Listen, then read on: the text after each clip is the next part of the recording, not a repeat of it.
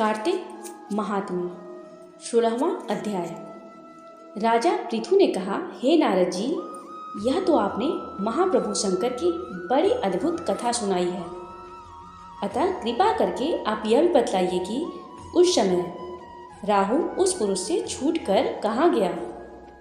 नारद जी ने कहा, उससे छूटने पर वह बर्बर नाम से विख्यात हो गया और मानो नया जन्म पाकर उसने अपने आप को धन्य माना तथा वह धीरे धीरे जलंधर के पास गया।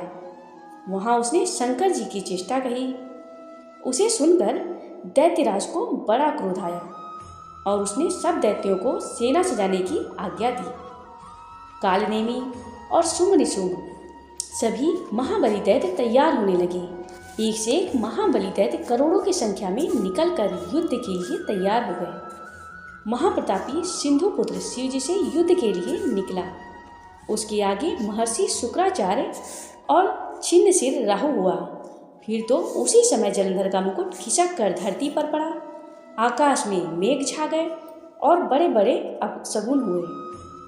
उधर इंद्र आदि सब देवताओं ने एकत्र हो कैलाश पर जाकर शिव जी से जब वृतांत कहा और यह भी कहा कि आपने जलंधर से युद्ध करने के लिए जो भगवान विष्णु को भेजा था वह उसके वशवर्ती हो गए हैं तथा लक्ष्मी सहित जलंधर के अधीन होकर उसके घर में निवास करते हैं। अब देवताओं को भी उसके यहाँ निवास करना पड़ रहा है। अब वह सागर पुत्र आपसे युद्ध करने को आ रहा है, अतः आप उसे मारकर हमारी रक्षा करो। देवताओं से यह सब सुनकर शंकर जी ने भगवान विष्णु से पूछा, हे ऋषिकेश, युद्ध में आपने जलंधर का संहार क्यों नहीं किया और वैकुंठ को छोड़कर आप उसके घर कैसे चले गए।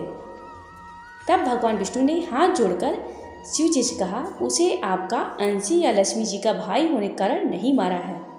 वह बड़ा ही वीर और देवताओं से अजेय है। मैं सत्य कहता हूँ कि उसे कोई भी नहीं मार सकता। इस पर मुग्ध होकर मैंने स्वयं उसके घर में रहने का वर दे दिया है, इसलिए मैं उसके घर में रहता हूँ। हे सुरवरे विष्णु, आप यह क्या कहते हैं? उस दैत्य जलंधर को मैं अवश्य मारूंगा, इसमें कुछ भी संदेह नहीं है। अब आप सब देवता जलंधर को मेरे द्वारा ही मरा हुआ जानकर अपने स्थान को जाइए। जब शंकर ने ऐसा कहा तो सब देवता संदेह रहित होकर अपने स्थान को चले गए। ठीक उसी समय पराक्रमी जलंधर अपनी विशाल सेना के साथ कैलाश पर्वत को घेर के सिंहनाद करने लगा। दैत्यों के नाद और कोलाहल से शिव जी क्रुद्ध हो गए। उन्होंने अपने नंदी आदि गणों को उसके साथ युद्ध करने की आज्ञा दे दी। कैलाश पर्वत के पास भीषण युद्ध होने लगा। दैत्यों ने अनेक प्रकार के अस्त्र शस्त्र वर्षाने शुरू किए। भेरी, मृदंग, शंख और तीरों तथा हाथी घोड़ों व रथों के शब्द से धरती कांपने लगी।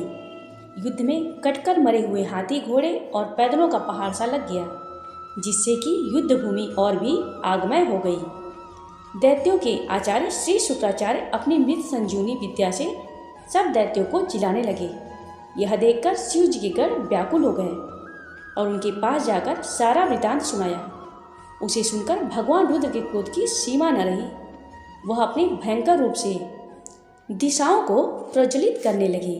फिर तो उस समय उनके मुख से एक बड़ी भयंकर कन्या उत्पन्न हुई, जिसकी की दोनों जंघाएं ताल वृक्ष के समान थी।